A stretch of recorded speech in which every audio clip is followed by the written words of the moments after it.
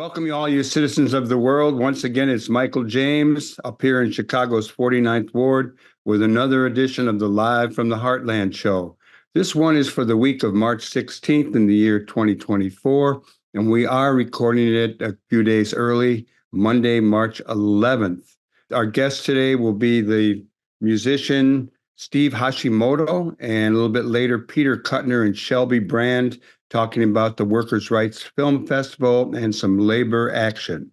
I don't really have any bad things to report this week. There's plenty of bad and evil things going on, but I'm going to stress some good things.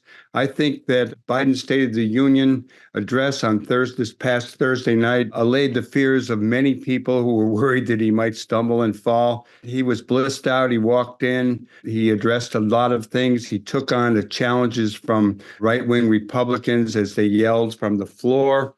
And he did refer to migrants and people seeking asylum as illegals, but did apologize for that. All in all, I think, our work is cut out for us, that if we want to protect democracy, we have to realize that everything is not perfect. And one of the other things that Biden did address was Israel and Palestine, and was a little bit soft on that, we think. But there is some motion in that, and we will address that in weeks to come because it's continuing.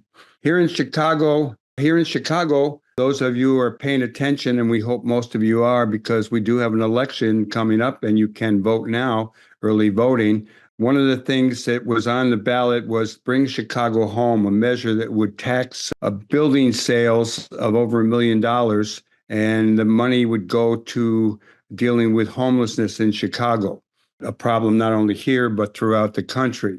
And this is something that's been tried in other places. It's worked. The real estate interests put up a lot of money to fight it. A judge said it had to come off the ballot or the votes wouldn't count. That was reversed this past week. So you can vote for Bring Chicago Home, and it is on the ballot. And as of now, the votes will count. One of the other things going on the labor front, the Museum of Contemporary Art employees here in Chicago have made their intentions known to form a union with AFSCME, American Federation of Service and County Municipal Employees. It continues a pretty strong and ongoing wave of union organizing by cultural workers here in Chicago, and we wish them well, all those workers at the Museum of Contemporary Art, in getting their union. On the international front, France has become the world's first country to enshrine abortion rights in its constitution. Overwhelmingly, the French Parliament passed it 780 to 72, and the amendment states that there is a guaranteed freedom to abortion in France. Following the vote, the Eiffel Tower was lit up with the words, "My body, my choice."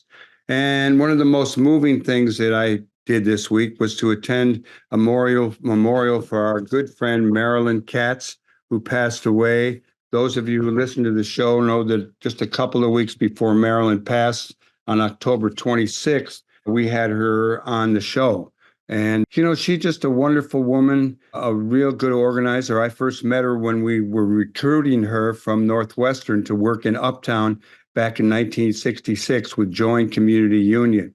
She went on to work for Harold Washington. She worked with a lot of people. She's real active in J Street, very concerned about what was going on in the Middle East. It was quite a celebration. There were 3 Congress people there, Chuy Garcia, Jan Schakowsky, and the former chairman of the Black Panther Party, the one and only, I got to get his name straight, Bobby Rush. And I did have a nice conversation with both Bobby and with Jan. There were people I hadn't seen in many years. People came from other parts of the country to celebrate Marilyn. We do miss her truly. Okay, enough of the introduction. We're going to get going with a little bit of music, and we will be back with our first guest, the one and only Steve Hashimoto, one hell of a musician, a real hard-working musician here in Chicago. Welcome back to Live from the Heartland for the week of March 16th. And one of the things I always look forward to, usually it's on a Sunday, sometimes it's on a Monday, is I get an email from this guy. His name is Steve Hashimoto, and you can probably see him on the screen if you're viewing the show, or you'll hear his voice shortly. But he does a weekly e-news called News from the Trenches.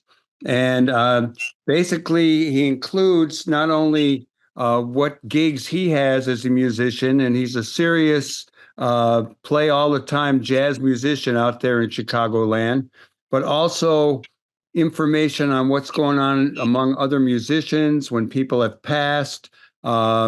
And he has a little bit of a like a marketplace at the end with cool books that he's done or that he has and various other things. So without further ado, as they used to say, how are you, Steve?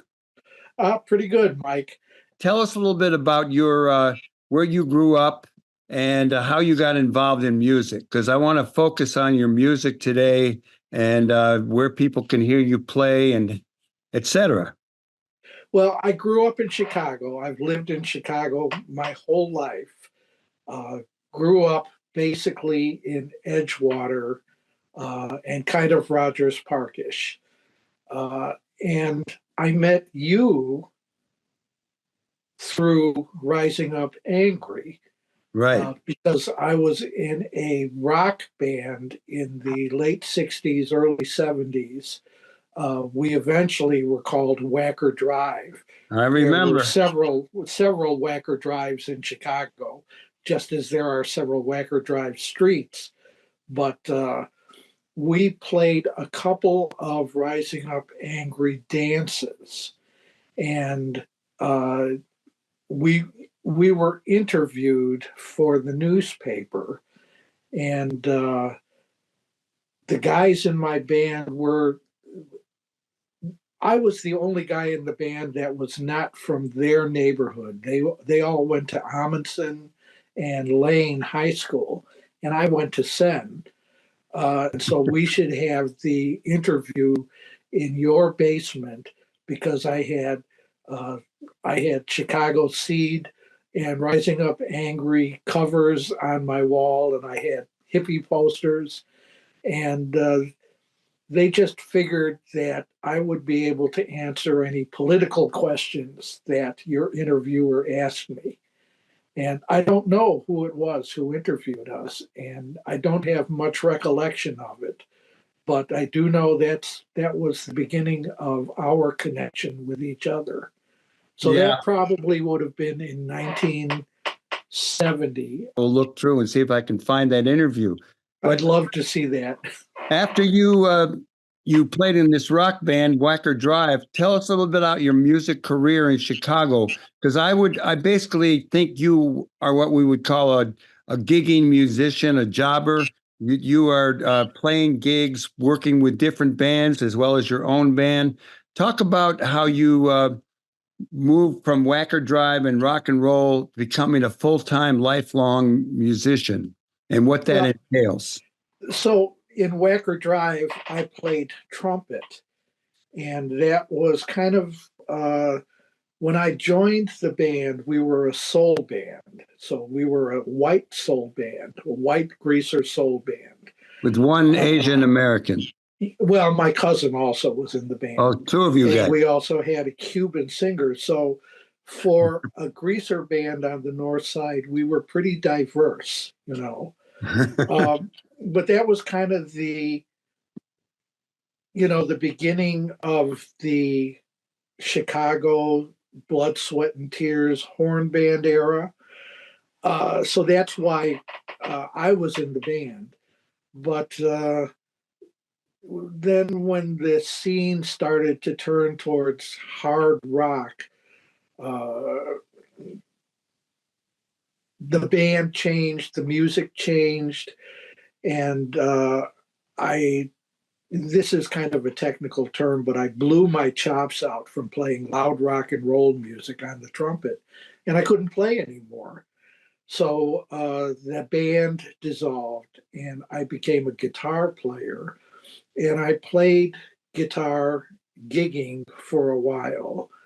There still wasn't quite a full time professional musician, although I started my original, well, it wasn't original at the time, my jazz fusion band called Mothra's Revenge. Like the Japanese uh, monster movie, Mothra. I got it. And so I played guitar in that band. And then an older bebop musician in Evanston named Jack Hubble called me one day and said, one of the guys in your band suggested I called you because I need a bass player this Saturday. And although he didn't say this, I just assume every bass player in Chicago was working that Saturday. And he said, I've got a Fender bass that you can borrow for the gig. Uh, and this is bebop language. He said, do you have eyes to make the gig? And I said, well, yeah. And so he asked me to come over to his house and play through a couple songs with him and see if it was going to be a disaster or not. And I guess I passed the audition. I became a bass player. And from that day on, I pretty much never stopped gigging because everybody needs bass players. So that was 1978, I think. And so I always tell people the difference between me and most other bass players my age is that my first gigs as a bass player were not rock and roll gigs. I was playing bebop and I was playing jazz standards from the moment I started playing bass. And so I was working immediately with older guys who were much better players than I was.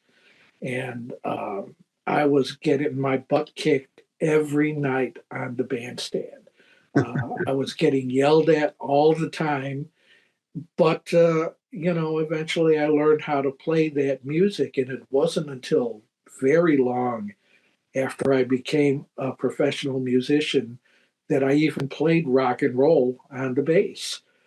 So I find that I'm kind of still learning how to play pop music and rock and roll on the bass. I've been playing jazz on the bass since 1979.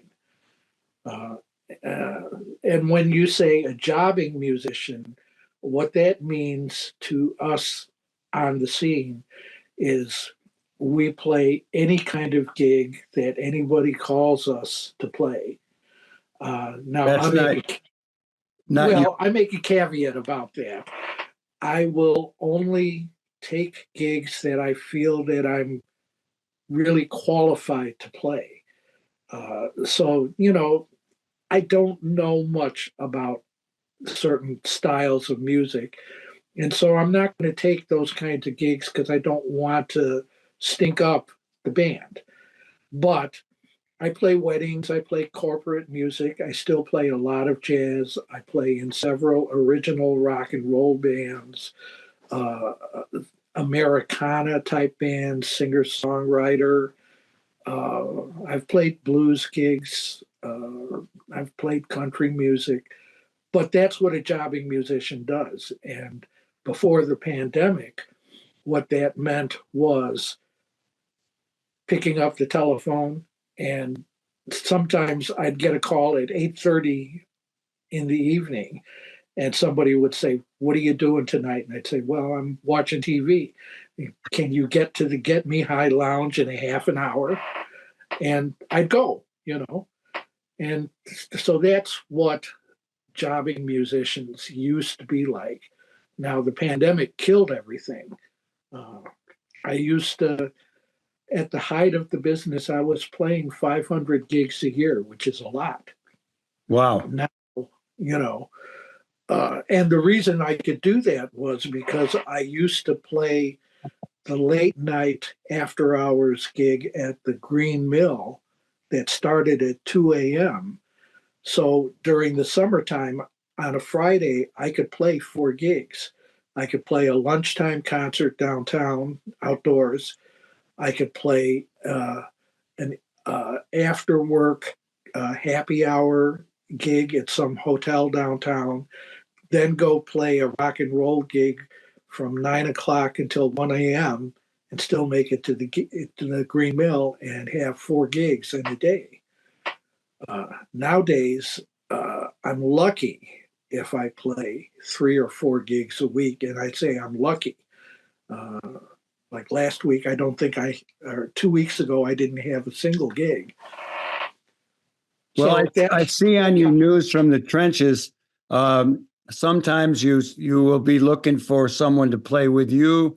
Sometimes you are looking for a gig to play. But I also see pretty regularly that you are playing at Simon's on Clark, and I think there's one other place that you play regularly. yeah, the Tell us about Ravenswood those Tavern. gigs. So my band has been playing at Simon's at 5210 North Clark. We've been playing that gig for 25 years now. This new gig, we played the first Monday of the month at the Ravenswood Tavern on Montrose Avenue in Damon. We've been doing that for 5 years. That's another thing about aspect of my career is I have kind of been the king of the long standing gig. I played at the Green Mill for 30 years every Friday night. Um, I played at a place called Bacino's Pizza on Wacker Drive for 17 years. I've had many gigs that I've hung on to for a long time. And I like to think that it's mostly because the musicians that I use and the music that we play at these gigs uh, keeps people coming back, you know. I'd like to hear a little bit about what it's been like since the pandemic, which really took the breath out of the the long haul of gigging musicians for a time. But you seem to have these two regular gigs at the Ravenswood Tap and at Simon's as ongoing things. What's your general take on the scene for not only your band, but the musicians as a whole, and particularly focus on jazz here in Chicago? You know, I'm kind of a little bit removed from the jazz scene in general, so I can't speak with much authority. There seem to still be plenty of places for people to find gigs at, but I don't think that very many of the gigs pay a lot of money. Uh, and mostly, I think that, and it's always been this way, it's a lot of the younger guys, younger musicians coming out of college who have got the energy to go out and find a new place and turn it into a venue. It's not like, say, and you'll remember this, the old town days or the old Lincoln Avenue days, where there were 20 bars on Lincoln Avenue and in Old Town where you could play gigs and make a little more than we make nowadays. You could make a living playing jazz gigs, and many people did. I did for a long time, playing 5 or 6 jazz gigs a week until I found out how much money you make playing weddings. You play a wedding, you make the same money on one wedding as you made the whole week playing jazz gigs. But since the pandemic, uh, there are not that many wedding gigs, and there are probably more bar gigs than there are what we called jobbing dates. But the downside is that the bar gigs pretty much pay the same or less than they did 40 years ago. And Yeah. that's the truth. Uh, 40 years ago, you might make 40 or $50 at a bar, and that was considered pretty good money back then. That's still what you get paid at certain bar gigs nowadays. And of course, compared to the dollar back then, $40 is it's a tank of gas. Yeah. Well, Steve, let me ask you, with a scarcity of jobs that are good paying, um, how else you've turned to making a living? I know that you do graphics work, you do covers for people's albums, and I know that you do this wonderful email every week called News from the Trenches, where you're selling off your comic books and various other things. Talk a little bit about News from the Trenches, how people can get on your email list, and in general, life, money-making life alongside being a musician. Yeah, well, to use the pandemic term, I've had to pivot many, many times. I've always done graphic design. I actually worked as an art director and as a publications director for many, many years. And when I lost my last full time day job, when I lost my first time day job, I decided to see if I could be a full time musician. And that's when I became a full time musician. And that would have been in 1984 or 1985, I think. So, yes, I do. I design posters and flyers and CD packages and basically whatever, for mostly for musician friends of mine. Recently, I've been teaching quite a bit. I teach basic guitar for the Park District of Oak Park, and I teach bass at the School of Rock in Oak Park, and I have private students as well. Um, the writing of the News from the Trenches, it's a pretty long, involved story how that began, but I've always loved to write, and I feel like doing this every week has sharpened my skills as a writer and as an editor. And so I've been doing a little bit of editing and getting paid for it. I did some proofreading and editing of a crime novel lately, Uh-huh. and I edited and proofread a religious book by a Haitian pastor 2 years ago. Cleaned up his syntax. His English was not very good. So, those are things that I'm basically, I try to make a little bit of money every day doing something. Well, that's great. So why don't you tell me, we got about a minute left, I think, of this segment of Live from the Heartland for the week of March 16th. Why don't you tell me your upcoming gigs, be it Ravenswood or Simons? Okay, so Simons, we are playing on St. Patrick's Day, which is this coming Sunday, the 17th. So, like I say, Simons is usually the third Sunday of every month from 9 to 11:30, and Ravenswood Tavern, which is at 1829 West Montrose, first Monday of the month from 7:30 to 10:30. I also run a jazz jam session the first Tuesday of the month out in Willow Springs at a place called the Irish Legend. Uh, so those are my steady gigs, and I Well, try to fill in whenever I can. yeah, well, I'm going to come see you. Tell people how they can get the News from the Trenches. Send me an email request at Hashimoto@AOL.com. That's HASHIMOTO@AOL.com. And I need to have full names because it's a list serve. So if you send me an email, tell me who you are, and I'll put you on my list. Well, I love getting it every week, and it is filled with information. And for those people who want to follow the lives and the end of life of various musicians, you've got the information. Steve Hashimoto, it's always a pleasure to talk to you. I think we'll probably see each other more often. And I want to thank you for joining us on Live from the Heartland. Everyone else, stay tuned. We'll be right back. I think we're going to have a short musical break by something that Steve is playing. So Okay. don't go too far from the left end of your dial. Welcome back to Live from the Heartland for the week of March 16th. And I am Michael James, still up here in the 49th Ward. And it's really always fun to bring on a very good friend and old pal, Peter Kuttner, We go way back to the Rising Up Angry days, even probably a little bit before that.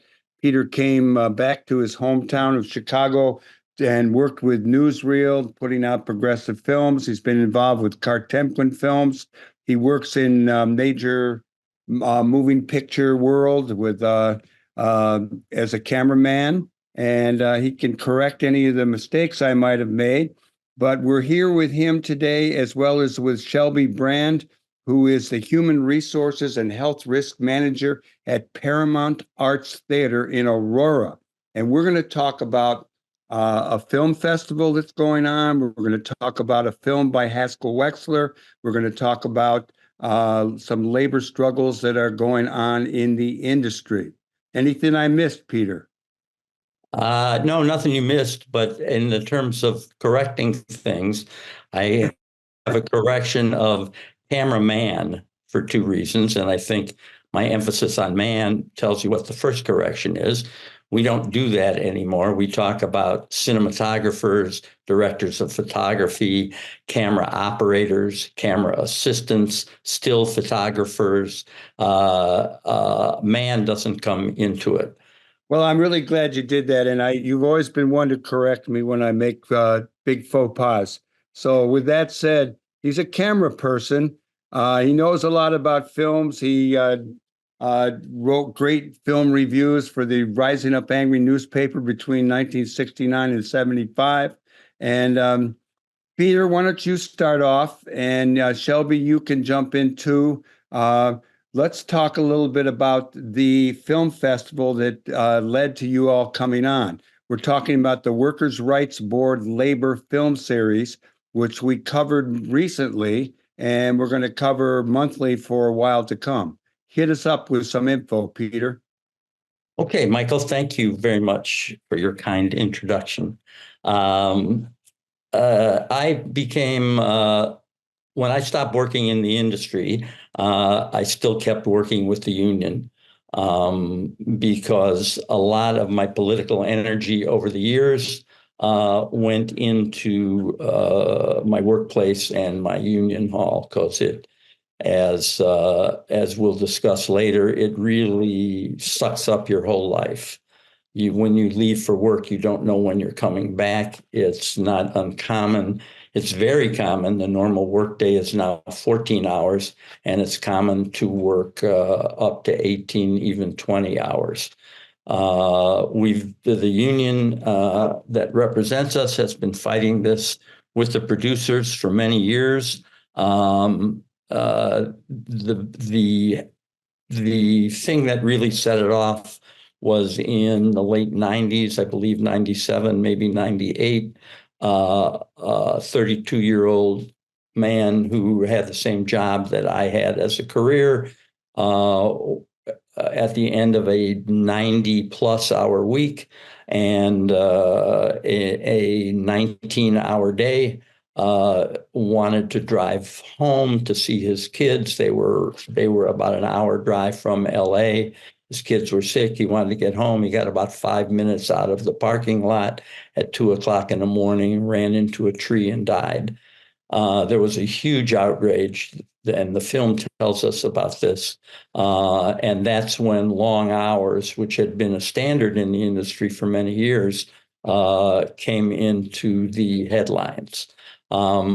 Shelby is here because she works with theater workers in the stagecraft department, they call it, of the IATSE, which is the International Alliance of Theatrical Stage Employees. They began in the late 19th century as stagehands in theaters. When movies came in, they put projectors in the theaters, and then the union became involved in movie making and the showing of movies with the projectionists. So the Workers' Rights Board of Jobs with Justice, which is a support group of labor struggles around the country. There are chapters in all big cities, has workers' rights boards, which does hearings about these labor struggles. I've been on that board for some years, and I suggested to them that we do a film series starting in January, which we did. The film series is to address current labor problems, particularly in Chicago, but also nationally. The first one had to do with healthcare when we had workers at the Howard Brown Center on strike, both in Lakeview and on the South Side. The second one had to do with the UAW strike, strikes over the last year. And we're coming up on our third one, which has to do with the motion picture industry. Everybody will remember, I'm just going to say one more thing, Michael. Everyone will remember last summer when two of the guilds, the Writers Guild and the Screen Actors Guild, known as SAG-AFTRA, of which you are a member, went on strike, and it was all over the news. Everybody knew about it.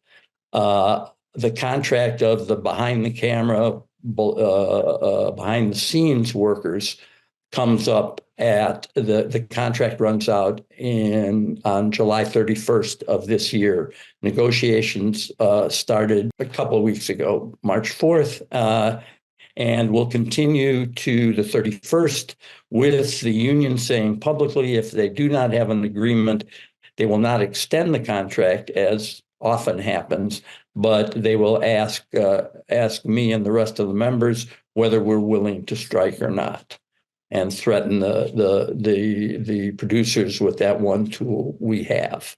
And that's why we're showing the film now. Let me just say that as someone who works not as often as I would like, but in film, I know what you're talking about, or observed these long hours on the set. And I just want to let people know that the film, once again, is Who Needs Sleep?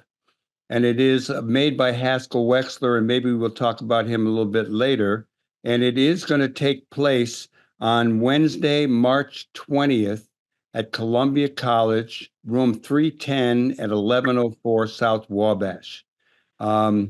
So with that said, I'd like to say hello to Shelby and get a little bit of information about what the Performance Arts Theater in Aurora is about, what you, as the Health Resources and Health Risk Manager at the Paramount Arts Theater, what that involves, and how are things going over there?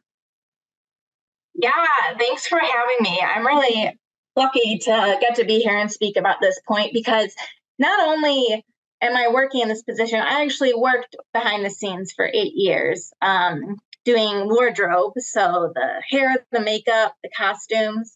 And then I went back to school, got my master's in public health and occupational safety, workplace safety, and found myself back in the theater, which I never thought I'd be at again, because in all honesty, you don't see jobs like this popping up in theaters where they're caring about the health and safety of not only the employees on the front lines of the production, but all their employees in general. And I was really intrigued and gunned down to go when I saw Paramount had a job posting like this. And so Paramount is in Aurora, Illinois, and we do have one of the, you may think about some of the large theaters in downtown Chicago.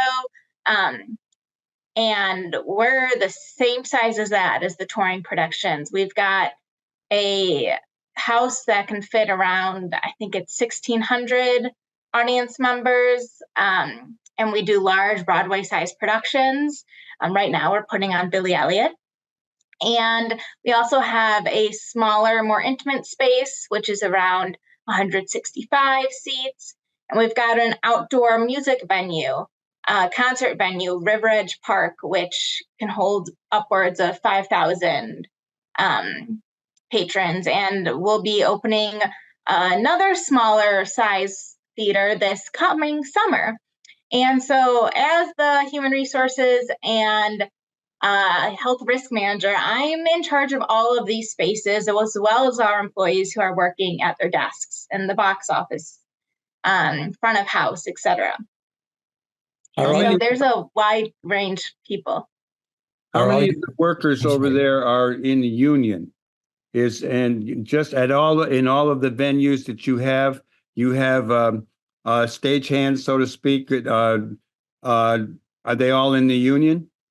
Yeah, so we have the stage hands. So those are the employees who are working to put up the set on the stage, take down the set between shows, as well as the stage hands who are working during every production. And so it varies the number of IATSE members we have working depending on the size of the production and how large a crew needs to be. But when we're in the summer, we also have the stagehands working at our concert venue. Additionally, we have stagehands from who are working in our scene shop, building the set. So they're not necessarily there during the show, but they're there building the sets and working long. They're kind of different type of long hours, but long hours indeed, and slightly more hazardous work at times. What kind of hazardous work are we talking about, and how often does a hazardous issue come up? So if we're working in the scene shop, I mean, these employees are working with power tools, machineries that you would see in factory or large industrial settings, construction. They're kind of, if we're looking at OSHA, the Occupational Safety Health Administration, we're following guidelines under the construction industry for people who are working in our scene shop, as well as the stagehands who are putting up and taking down our sets. They're high up in the rafters. I mean, I couldn't tell you the exact height of our stage, but if you've ever been to a really large show, they're very tall prosceniums, and they're up there, whether it's on aerial lifts or climbing up ladders and stairs to get up to the top. And so we've got fall hazards, we've got machine injuries, you've got welding too, which is another hazard of its own. And then the hazards that, I kind of think Who Needs Sleep touches on, that a lot of people don't think about. You may think about, cutting yourself on a power tool, but the lack of sleep or the long hours actually take just as much of a toll on our health and are actually a lot more common than cutting yourself on a machine, maybe, because a lot of workers are facing those day in and day out. Let me ask either Peter Kuttner or Shelby Brand. Does where was I going with that? I'm so sorry. We'll have to edit that. I can tell you that there's a lot of crossover here. I didn't realize that Shelby had worked in theater, and I'll ask you if you were a member of the Wardrobe Union, which is Local 769. If so, they cover both theater and film. But more to the point was, we said before we went on the air, these rafters that Shelby referred to in the theater also exist in the film studios. And just a couple of weeks ago, we lost an electrician who fell probably 20 feet while he was rigging some lights for a particular production. I was quite moved by the union community that raised close to $100,000 for his family through the various locals. Does how do you say it? AITSE, AITSE. Well, there's various. It's pronunciation. IATSE is it sounds like the dice game Yahtzee. VIA, it's often called. Is there a your demands, the union's demands, or the things you would like in a contract? Does it currently address sleep deprivation? Absolutely.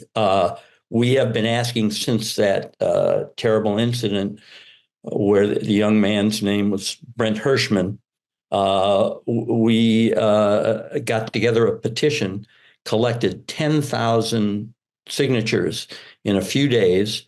I know that I personally got over 100 on a film called Home Alone 3, which you never heard of. I've worked on a lot of movies that have numbers after the title. And unless the title is The Godfather, you don't get famous working on movies with numbers after it. But the film tells a story about how those 10,000 signatures of both what we call above the line and below the line, which is everything from directors and who are on the set down to those of us who carry stuff around and sweep the floors and things, sign this petition. And strangely, it was lost. And the film tells part of that story as well. So every year we're fighting, trying to get shorter hours, put a cap on the hours. As I told you earlier, it was a 19-hour day for Brent before he died. The petition called for a 14-hour day. Eventually, it got pared down to a movement that the filmmaker Haskell Wexler got behind, known as 12 on, 12 off. Now, this is 100 years or so after workers died fighting for an 8-hour day. Here we are looking for a 14 to 12-hour day. So yes, it will come up. A key issue, looking at the other end of it, is how much time you get off. You're able to work 19 hours because you come back 8 to 10 hours after you've been let off. Your time starts when you leave. You go back on the clock as soon as you get back. That leaves you 10 hours or less to eat, shave, shower, look at your kids for a minute, smell them while they're asleep. They're asleep when you get home, and they're asleep when you leave for your next day. I was able to work out a plan that even if I had worked all night and I was sleeping when they woke up, they were instructed to come into my room, wake me up, and we'd have a little talk about what was going to happen at school or what had happened the day before. And luckily, I was able to go back to sleep. But I did that for many years. Shelby, let me ask you, what would you say are the conditions at the Paramount Theater? Do you have long hours? Do you have, are you part of the union now, or you are part of management with the human resources and health risk management position you have? So I'm part of the management and the human resources department. Peter, to kind of answer that, I was never part of the union because all the theaters I worked at, wardrobe is kind of a different world in some aspects in theater, and there's not as many theater houses that have wardrobe union, when a lot of them do have other stagehands in the union of IATSE. But I've been seeing that in theaters throughout the Chicagoland area, that's where I'm most familiar with, a lot of individual theaters have been trying to put rehearsals more back into the daytime versus in the evening to try to kind of meet more of a normal day schedule. But the problem doesn't only come in when we're talking about long work hours. It also comes in when we're talking about irregular work hours. So specifically in performing arts, you've got a 3 to 4 week period where you're maybe working during the day for your rehearsals, but then once the show opens, now you're working at night.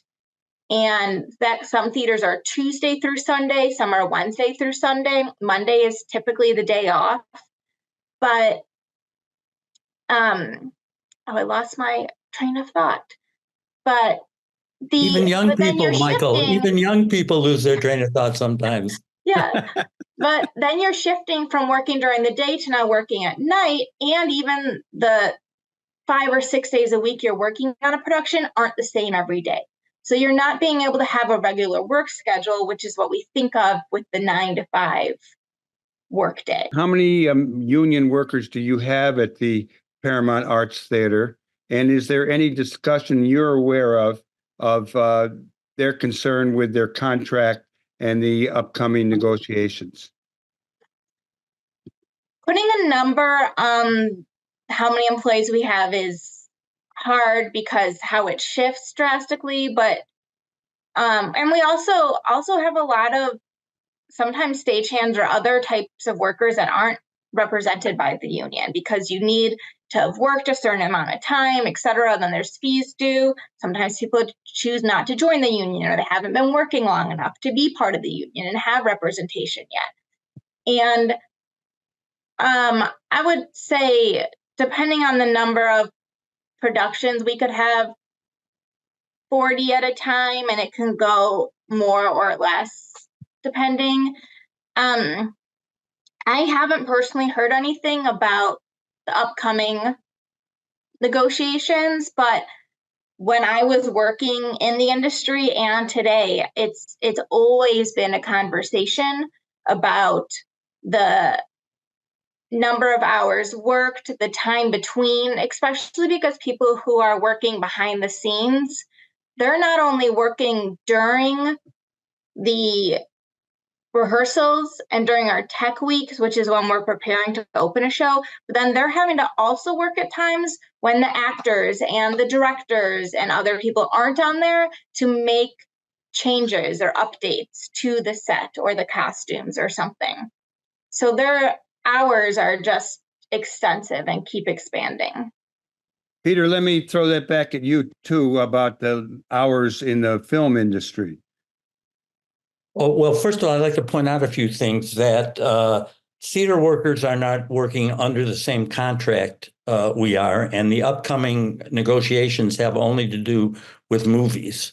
Okay, thank you. So we have this similar thing. In fact, a phrase came up was we start Monday morning early, maybe to get a sunrise. So we're out there even before that. And we work through the week, these 14, 15 hours days, going longer and longer, so that by the end of the week, and much of this is planned by the producers, we're coming in to shoot all night work and to work all night on it. So that you go to work on Friday and you come home midday Saturday. And workers started to call those Fraturdays. That the last day of the week was Fraturday, and then that you'd repeat.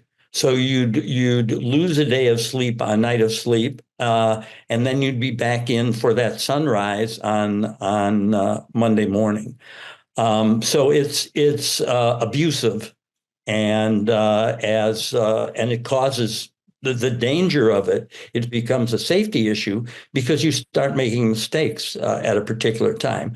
And I don't want to leave this without saying that there is a possibility that there will be another strike in the film industry, which the first two strikes were devastating not only to the actors and the writers who were involved in it, but it was devastating to us too because there was no work. And people have, what I've heard, numbers between half down to a third of the workforce that are back to work since COVID and the strike shutdowns. So I just want to say that if and when we do go on strike, I really hope that not only the theater workers, the actors and the writers who we supported last year will be out to support us, and that the viewers who will be pissed off that they won't be able to see their shows will understand that once again until we get some kind of reasonable workday.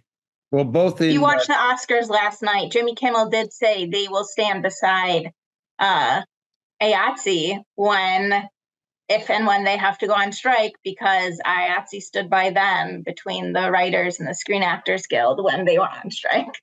Absolutely. Well, whether it's theater or whether it's film, the show must go on, but not unless there's a good contract. And let me ask, we have about a minute left.